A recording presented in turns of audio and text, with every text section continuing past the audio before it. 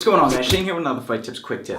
So I'm going to ramble a little bit in this video. I need you guys to focus today. Talking about traditional martial arts or TMA versus mixed martial arts, MMA. Because the question that I probably get asked more than any other question is, Shane, does blank work in a fight? Does Taekwondo work in a fight? Does Kung Fu work in a fight? Does boxing, Brazilian Jiu-Jitsu, wrestling, do these work in a fight? My answer to all of these is yes and no. And I'll explain. So mixed martial arts, MMA, I feel like is at a transitional point right now. People don't realize that it's an umbrella term. They kind of see MMA as a martial art of its own, and I understand why. When you watch UFC or even The Ultimate Fighter or Bellator, you watch these events, and these fighters look very similar to each other, right? They have pretty good boxing, they have good round kicks, knees in the clinch, takedowns, they get pretty good wrestling, and then you see arm bars, rear naked chokes, and guillotines a lot. And people think that mixed martial arts is just that, and it sort of has become that in a way up until recently, up until guys like Uriah Hall and Sage Northcutt and even Anderson Silva started incorporating other things like Taekwondo into the mix. And like I said, I understand why people call MMA or see MMA as a martial art of its own, because when you go to a mixed martial arts gym, they'll teach you probably a little bit of boxing, Muay Thai, and Brazilian Jiu-Jitsu, and that's 3 martial arts. That's not mixing all of the martial arts, right? But when you see guys throwing linear kicks, like front snap kicks, like Anderson Silva knocked Vitor Belfort out with years ago, that's a Taekwondo kick. It's right up the center. And I actually just did an article on FightTips.com, and if you guys haven't checked out the website, a lot of people don't even realize Fight Tips is a website. I write articles on there every once in a while, and we have an email list on there if you want to sign up. It's pretty much, when I'm inspired to write an article, I'll send it out to you guys, so no spam or anything like that. But I just wrote an article about how Taekwondo works in mixed martial arts, especially because the predominant striking style in mixed martial arts is Muay Thai.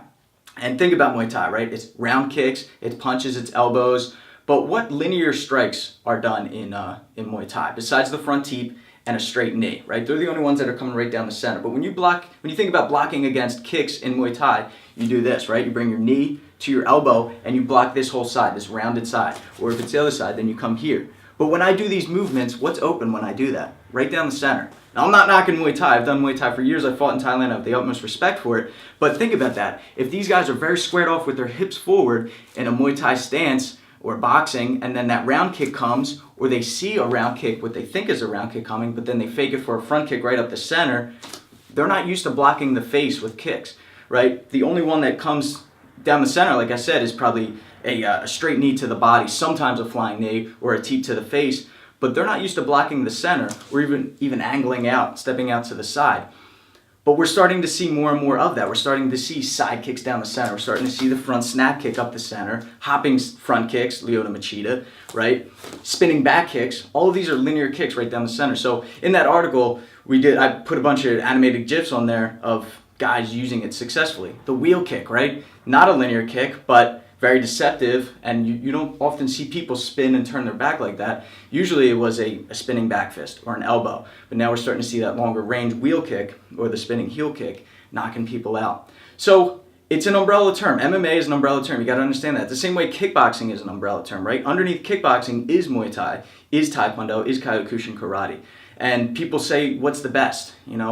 Why not train a bunch of them? And another question I get asked too is, Shane, should I train 2 martial arts at the same time? That's up to you. I mean, if you feel like you have the time and you can focus on both and learning both, but that's also like learning 2 different languages at the same time. It's a lot of information. You don't want to mix them up. Maybe master one first, then move on to the other one, unless you feel comfortable. Or maybe do a stand-up and a grappling art. That way they're not too similar and you won't mix them up.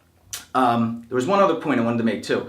UFC 1 was more so, it made more sense back then to where people would ask questions like this, because it was Royce Gracie, who was a Brazilian Jiu-Jitsu guy, right? He would close off the distance, he would take you down, he would arm bar you.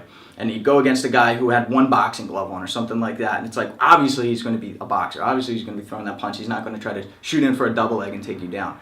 But now it's much different. We're starting to see the Sage Northcutts, the Uriah Halls, and all these guys throwing spinning kicks. So when people ask these questions, does this work in a fight? Yes. Ultimately, the whole theme of this video is take what works from certain martial arts, mix them, so it's mixed martial arts, and do what works for you, right? maybe Kung Fu, maybe Wing Chun isn't going to work predominantly, but maybe, let's say you knock someone out with a Kung Fu back fist. You can't argue that it doesn't work, but you're not going to see a guy become a champion who's standing like this and has very limited footwork. You know, you have to be able to incorporate each of it and make it work for you. A little bit of a rant, but hopefully this answers a lot of people's questions and clears things up. Share this video if you agree with me. All right, subscribe if you haven't already to get the fight tips before your opponent does. Follow me on Twitter. Links are right here in the description below. If you want to get shirts like this and support Sweet Science, links are also in the description below. Till next time, I'm Shane with Fight Tips. Self-defense for the underdogs.